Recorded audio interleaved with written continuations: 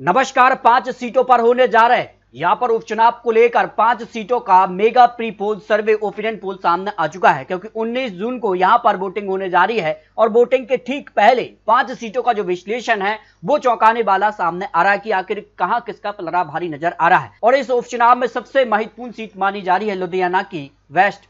यहां पर अगर बात की जाए तो चुनावी जो प्रचार वो थम चुका है और 14 उम्मीदवार चुनावी मैदान में है। आम आदमी पार्टी की सीट खाली हुई है और आम आदमी पार्टी के जो विधायक थे यहाँ पर गुरप्रीत गोगी, उनका निधन हुआ था, इसके चलते यहाँ पर वो सीट खाली हुई है। लेकिन अब यहाँ पर 19 जून को इस सीट पर उपचुनाव होने जा रहा है और 14 उम्मीदवार चुनावी मैदान में हैं। आम आदमी पार्टी ने यहाँ पर संजीव अरोड़ा को चुनावी मैदान में उतारा है, तो भारतीय जनता पार्टी ने जीवन गुप्ता, शिरोमणि अकाली दल ने यहाँ पर उपकार सिंह गुमन और कांग्रेस ने भरत भूषण आसू को टिकट दिया है। ऐसे में 4 महत्वपूर्ण यहाँ पर पार्टी को बीच मुख्य कड़ी टक्कर मानी जा रही है। लेकिन जो मेगा प्री पोल सर्वे सामने आ रहा है, नहीं यहाँ पर वोटिंग के ठीक पहले का जो सर्वे है उसमें कांग्रेस पार्टी और आम आदमी पार्टी में कड़ी टक्कर दिखाई दे रही है। लेकिन इसे और महत्वपूर्ण बना रही है भारतीय जनता पार्टी, और माना जा रहा है कि भारतीय जनता पार्टी यहाँ पर त्रिकोणीय टक्कर दिखाई दे रही है और कांग्रेस को नुकसान भारतीय जनता पार्टी पहुंचाएगी या फिर आम आदमी पार्टी को। लेकिन माना जा रहा है कि आम आदमी पार्टी को नुकसान यहां पर हो सकता है। और इस सीट के अगर आंकड़ों की बात की जाए तो लगभग 40 सालों का जो रिकॉर्ड है उसमें 5 बार यहां पर कांग्रेस पार्टी का इस सीट पर पलड़ा भारी रहा। एक बार शिरोमणि अकाली दल और आम आदमी पार्टी ने एक बार जीत हासिल की है। इस तरह से अगर बात की जाए तो आंकड़ों के हिसाब से कांग्रेस का पलड़ा भारी है।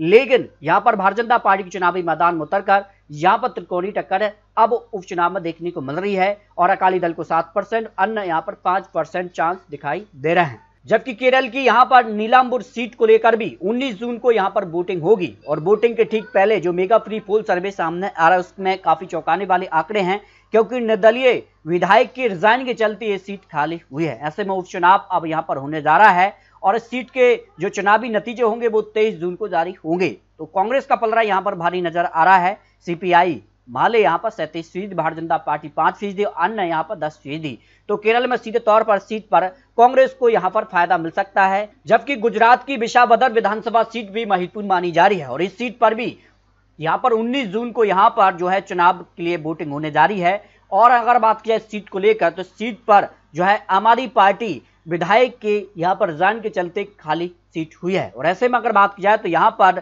जो है भारतीय जनता पार्टी और यहां पर बात किया है तो आम आदमी पार्टी में कड़ी टक्कर दिखाई दे रही है। लेकिन क्या भारतीय जनता पार्टी इस सीट पर जीत हासिल करने जा रही है, क्योंकि यहां पर जो है गुजरात की विधानसभा चुनाव की तैयारी शुरू हो चुकी है। तो इस सीट को लेकर माना जा रही है कि आम आदमी पार्टी 40% चांस यहां पर जीत के दिखाई दे रहे हैं। वहीं भारतीय जनता पार्टी को 43% और कांग्रेस को 8%, अन्य को यहाँ पर 3%, क्योंकि आम आदमी पार्टी विधायक की ही ये सीट खाली हुई है। तो ऐसे में किसे फायदा किसे नुकसान होगा, आंकड़ों के हिसाब से या भारतीय जनता पार्टी बाजी मार सकती है। जबकि गुजरात की दूसरी सीट की अगर बात की जाए तो कादी सीट, यहां पर ये सीट भारतीय जनता पार्टी विधायक के निधन के चलते सीट खाली हुई है। और इस सीट को लेकर बात की जाए जो मेगा प्री पोल सर्वे सामने आया है वोटिंग के ठीक पहले, इसमें भारतीय जनता पार्टी उम्मीदवार 47% चांस और कांग्रेस उम्मीदवार 44% और आम आदमी पार्टी उम्मीदवार 7%, अन्य यहाँ पर 2%। आंकड़ों के हिसाब से माना जा रही कि भारतीय जनता पार्टी की ही जो सीट खाली हुई है और भारतीय जनता पार्टी गुजरात की दोनों सीटों पर कब्जा जमा सकती है। जबकि बात की जाए तो यहां पर वेस्ट बंगाल की सीट भी काफी महत्वपूर्ण मानी जा रही है और वेस्ट बंगाल को लेकर काफी हलचल है, क्योंकि अगले साल विधानसभा चुनाव होने हैं और इसकी तैयारियों को लेकर ये सीट काफी महत्वपूर्ण मानी जा रही है। और यहाँ तृणमूल कांग्रेस, भारतीय जनता पार्टी और कांग्रेस पार्टी ने अपने उम्मीदवार उतारे हैं। तो ऐसे में माना जा रहा है कि जो काफी महत्वपूर्ण सीट है इसमें अगर बात की जाए तो इस सीट को लेकर तृणमूल कांग्रेस जो विधायक थे उनके निधन के चलते सीट खाली हुई है। और इससे पहले भी 6 सीटों पर उपचुनाव जो वेस्ट बंगाल में हुआ था, सभी सीटों पर ममता बनर्जी की पार्टी ने जीत हासिल की थी।